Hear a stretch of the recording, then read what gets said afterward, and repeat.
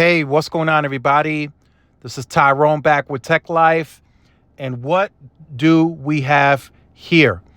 You guys have heard my opinion on this in the previous video if you watched it. This is a huge opportunity for T-Mobile.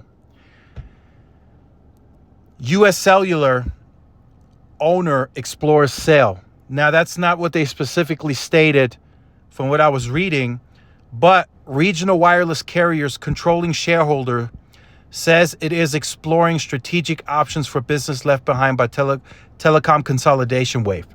You know, what else can US Cellular possibly do besides sell? They haven't expanded the network even under different leadership. They never expanded beyond the footprint that they cover today. They don't do anything extraordinary or different than the competition that's out there. The mobile network operators have been expanding into US Cellular territory for years.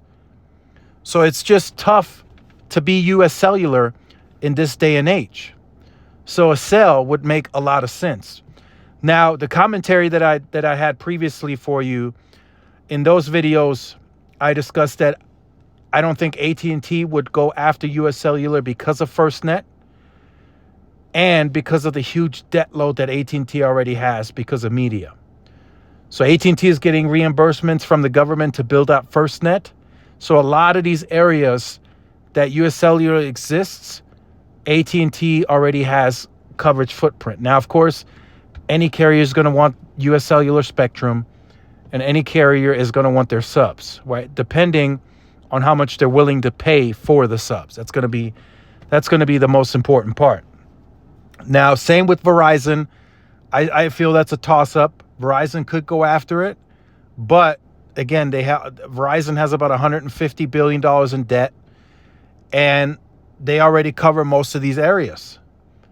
Are there a few sites here and there that Verizon could potentially use?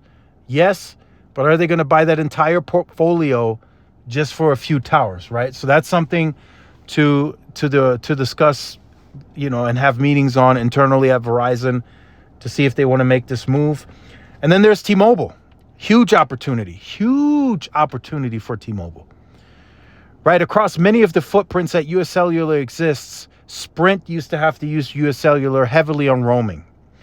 There are parts of Wisconsin that T-Mobile now covers, but there are other parts, I guarantee you, that T-Mobile does not cover, that US Cellular could help fill in those gaps. I know for a fact across Oregon and across Oklahoma, where US Cellular has coverage, T-Mobile does not. So that could be a huge piece to that puzzle. And then West Virginia as well. There's also a lot of coverage that T-Mobile lacks in some of those parts as well. Now, for T-Mobile, the spectrum would be important as well. And I don't know if the FCC would allow, or DOJ would allow T-Mobile to own all of that spectrum additionally on top of what they already own. That would probably set off some alarms. But T-Mobile could use the coverage, the towers, the keep sites. You know, they would probably approach US Cellular the same way. They would turn the keep sites into T-Mobile sites, and then they would operate them as native coverage, is what I'm thinking. Now, of course, overall, you know, look, I'm just making this video as a opportunity for T-Mobile. I'll discuss this more in a Verizon and AT&T video. But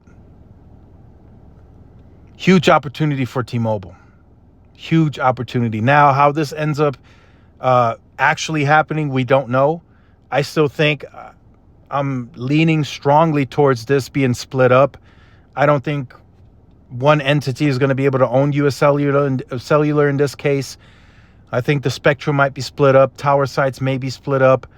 And some of the other assets that they have may be split up depending. And then the subs too. And they will be up for grabs for AT&T and Verizon and T-Mobile. I think that's how that could go. US Cellular only has about a $3 billion market cap. If you assume that the debt load that they have, I think all the MNOs can buy US Cellular. I don't even think it has to be a merger. I think they can just outright buy them. T-Mobile has the lower debt sheet. They could go to the debt market, I'm told. They have about $7 billion cash on hand. They just reported a quarter of having a free cash flow of $2.9 billion. They'll be at $13.6 billion by the end of the year.